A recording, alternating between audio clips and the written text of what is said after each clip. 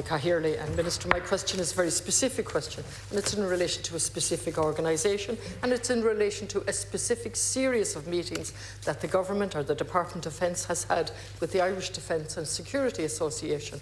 And we've asked now, this is my third time, asking for the minutes of these meetings. On the last occasion, you told us it was your intention, or whoever was there in your place, of your intention to publish these minutes. I have two notes here. To say they're opaque is to be extremely generous. So if you could answer my question, and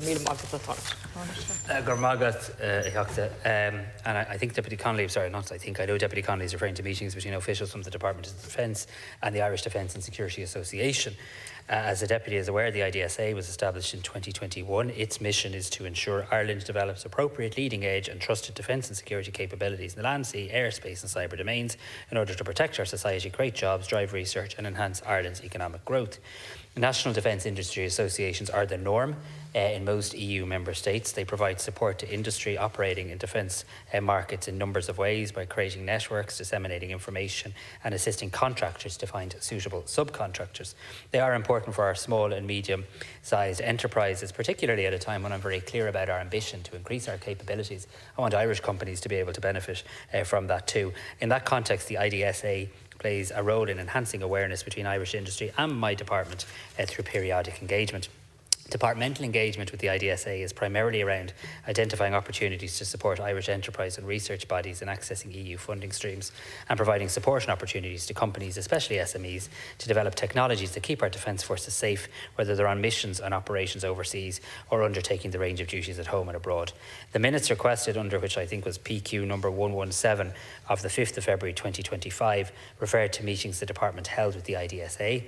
Minutes are available for meetings since October 2024, when scheduled meeting arrangements were put in place. The minutes of two meetings, which I think took place in October 2024 and December 2024, have been published on the website of the Department of Defence. Officials from my department have held a subsequent meeting with the IDSA on the 10th of April, and the minutes of that meeting will be published shortly on the department's website also.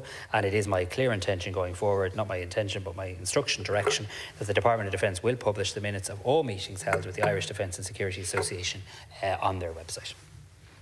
Thank you, Minister, for that. Now, I didn't see those minutes. Perhaps we didn't look properly. I don't know. I welcome that they're there. First of all, I think the word minutes, I'll take that back, because these are not minutes. What I have are two notes.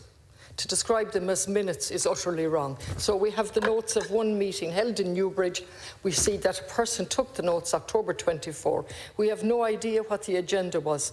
We have no idea what the outcome was, except it was agreed and some of his team would so on. It's vague, it's opaque, and we have no idea what the purpose of it was. Then we have this of the 12th of December. Again, no agenda laid out, doesn't tell us where this one was held.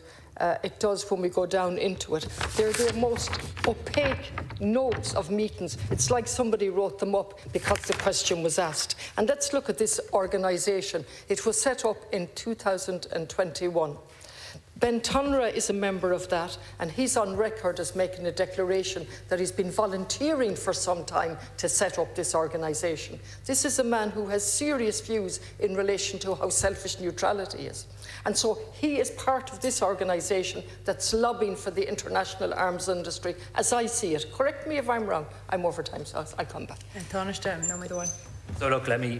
So look, let have a look at the minutes, and let my office provide you with the clarity in relation to where they are, and please give me feedback in relation to that. My note tells me, in summary, the minutes of the meetings on the 2nd of October largely referred to preparation for the department's participation in an IDSA event that was held in November, and that the minutes of the meeting on the 12th of December referred to enhancing communication between the department and the association and scheduling future periodic meetings, and reference to a brief discussion around the European Defence Technological and Industry Base, which I think is called the EDTIB.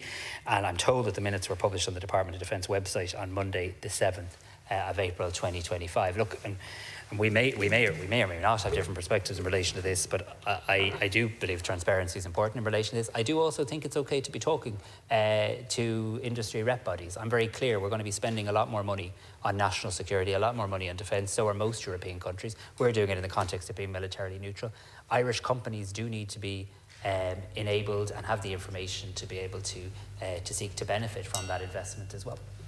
The arms industry is supplying arms for genocide to be carried out in Palestine. You know that, you've spoken about that. This group represents the arms industry, it lobbies for the arms industry, and it has an open door to the department. I have a series of meetings. Are you confirming that all of the meetings that have been held, all 11, that the minutes are available, or whatever we're going to call them, are you confirming that all of the meetings, because you should be able to confirm that, you should be able to tell me what is the nature of those meetings, where they've been held, how long they lasted, who attended, and so on. None of that is apparent. It is completely opaque. Now, if you want transparency, the very least is to tell us the purpose of the meetings and an accurate record of the meetings, who called the meetings, the outcome of the meetings, and so on. This is the arms industry that has no moral conscience, that is there for a profit, and its weapons being used to murder people and commit genocide. As a neutral sovereign state, at the very least, if a Department of Defence is meeting a lobbying group, it should be open and transparent and accountable. And those people that are involved, when they're on TV shows and radio, should be making a declaration as to their background and what their interests are. I'm not sure whether you'd use that sort of language outside the House, but I think it's quite an extraordinary thing to say about an association that is established with its mission to ensure Ireland develops appropriate, leading-edge and trusted defence and security capabilities in the land, sea, air, space and cyber domains. I think you've said the most extraordinary things about that association. I've never met them in my life, the association. I don't speak for them, but I think it's entirely appropriate that the state interacts with people who represent industry, because you're attaching. You attach to everything to do, respectfully, everything to do with national security here, the arms industry. We're going to need to procure radar, sonar, uniforms for the men and women of the Defence Forces. We're going to need to go, you may agree or disagree, but we're clear as a government, we're going to level of ambition 2 of the Commission of Defence Forces, and then we want to go to level of ambition 3. That's going to require spending money, and Irish companies should be in a position to benefit from that.